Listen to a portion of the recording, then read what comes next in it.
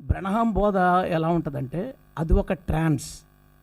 ఒకే విషయాన్ని 5 సార్లు 6 సార్లు 7 సార్లు 10 సార్లు చెప్పేసరికి అదే నిజం అని అనుకుంటారు. ఉదాహరణకి నేను ద్వారపూడిలో ఒక డిబేట్కి వెళ్ళినప్పుడు మాట్లాడుతుంటే ఏలియా అనే టాపిక్ వచ్చింది. అందులో ఏలియా 5 సార్లు రావాలి, ఎక్కడెక్కడ వచ్చారో చెప్పండి అన్నారు అతను. నేను సింపుల్గా ఏమన్నానంటే ఏలియా 5 సార్లు రావాలని బైబిల్ ఎక్కడుందంటే ఉందన్నారు.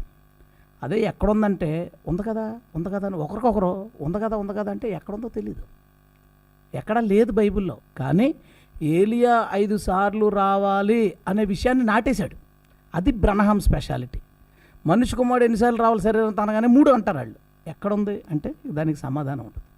బ్రహ్మము ఒక అంశాన్ని ఒకరి బ్రెయిన్లో నాటగలడు. ఒక దాన్ని పదే పదే బైబిల్లో చెప్తూ దాన్ని నాటి ఒక ట్రాన్స్లోకి తీసుకెళ్తూ తన గురించి బైబిల్లో ఉంది అనే ఒక మాట తెచ్చుకుని కొన్ని రిఫరెన్స్లని తన చుట్టూరు పునాదిగా కట్టుకుని దానిపైన కొన్ని సూపర్ న్యాచురల్ థింగ్స్ తన జీవితంలో జరిగినాయి. అంటే అగ్నిస్తంభం లేదా దేవదూతలు రావడం, ఇలాగా సాధారణంగా క్రైస్తవులు ఎవరిలోనూ జరగని ఒక సూపర్ న్యాచురల్ థింగ్స్ తన చుట్టూరు జరిగినాయి, తన జీవితంలో జరిగినాయి అంటూ ఈ వాక్యాలు తన గురించి ఉన్నాయనే దాని మీద పునాది మీద పెద్ద గోడ కట్టేసుకున్నాడు. ఒక సూపర్ న్యాచురల్ వరల్డ్ బిల్డ్ చేసుకున్నాడు, ఒక సూపర్ న్యాచురల్ వాల్ బిల్డ్ చేసుకున్నాడు.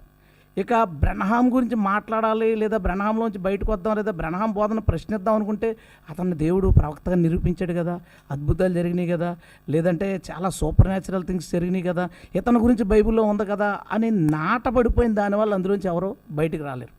సో ఇప్పుడు నేను మీకు దానికి ఎగ్జాంపుల్గా ఒక 2 విషయాల్ని చాలా సింపుల్గా చెప్తాను. ఆశ్చర్యం కలుగుతుంది, దాన్ని జనాలు ఎందుకు నమ్మారు. నేను ఇప్పుడు దాన్ని మీకు చూపించే ప్రయత్నం చేస్తానండి. ప్లే చేస్తున్నాను. ఆ కాలంలో దేవుని ప్రవక్త ప్రపంచంలో 7 సార్లు తిరిగినప్పుడు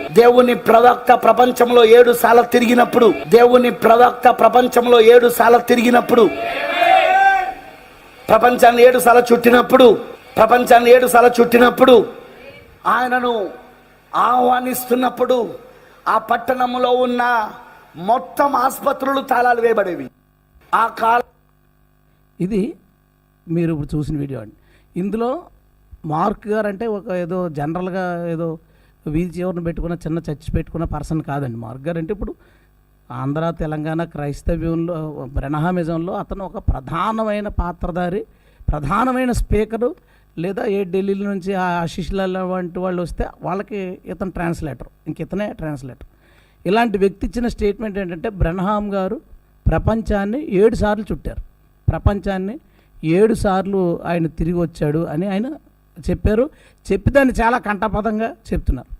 ఇది బ్రహ్మ గారు 1955లో తర్వాత అనేక సార్లు నేను ప్రపంచాన్ని 7 సార్లు చుట్టూ వచ్చానని ఆయన చెప్పింది. 1951లో ఫస్ట్ టైం వెళ్ళానన్నారు. తర్వాత 1954లో ఇండియా వెళ్ళానని, తర్వాత 55లో మళ్ళీ చాలా చోట్ల చుట్టొచ్చానని, ఇలాగ ఆయన ప్రపంచాన్ని నేను 7 సార్లు చుట్టాను అని 1960లో 62లో 64లో 65లో I have been 7 times around the world. ప్రపంచాన్ని నేను 7 సార్లు చుట్టూ వచ్చాను అని అన్నాడు ఆయన. అంతే అనగానే దాన్ని వీళ్ళు ఎంతో ఛాలెంజింగ్గా చెప్తున్నారు. ఇప్పుడు ప్రపంచాన్ని 7 సార్లు చుట్టూ రావడం అంటే అర్థం ఏంటి? ప్రపంచాన్ని 7 సార్లు చుడితే ఇండియా ఎన్నిసార్లు రావాలి? 7 సార్లు రావాలి కదా. చైనా ఎన్నిసార్లు రావాలి? 7 సార్లు రావాలి. ఎందుకంటే ప్రపంచంలో పెద్ద దేశాలే, మిగతా దేశాలన్నీ కూడా 7 సార్లు, కనీసం పెద్ద దేశాలన్నా 7 సార్లు వెళితే ప్రపంచాన్ని 7 సార్లు చుట్టినట్టు. కానీ బ్రహ్మ ఇండియా ఒక్కసారి వచ్చాడు, ఒకే ఒక్కసారి. చైనా ఒక్కసారి కూడా రాలే, శ్రీలంక ఒక్కసారి కూడా వెళ్ళలేదు.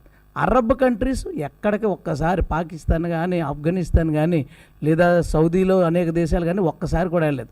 న్యూజిలాండ్ ఒక్కసారి కూడా అతను వెళ్ళలేదు. ఒక్కసారి కూడా అతను ఆస్ట్రేలియా వెళ్ళలేదు. ఆయన ఆఫ్రికా 2 సార్లు వెళ్ళాడు. ఆసియాకి ఒకసారి ఇండియా మీదుగా యూరప్ నుంచి ట్రిప్కి వచ్చారు. ఇవి ఆయన తిరిగినాయి. కేవలం ప్రపంచంలో 5% దేశాలని ఒక్కసారి తప్పితే కొన్ని చోట్ల 3 సార్లు మాత్రమే వెళ్ళడం జరిగింది. కానీ ఏమని ఛాలెంజ్ చేస్తున్నాడు ఈయన? 7 సార్లు తిరిగాడు. ఎందుకు చెప్పాడు ఆ విషయం? నాటాడు బ్రహ్మ.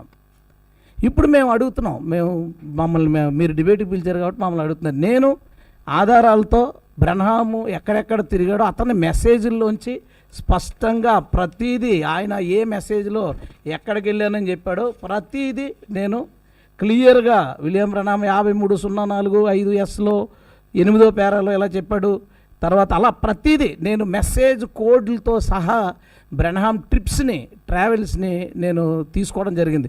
మీరు నిరూపించండి, ప్రపంచాన్ని 7 సార్లు చుట్టాడు అని నిరూపించగలరా? పోనీ 6 సార్లు 5 సార్లు అంత వద్దండి, ఒకే ఒక్కసారన్నా ప్రపంచం అంతా తిరిగాడని మీరు ప్రూవ్ చేయగలరా? చేయలేరు.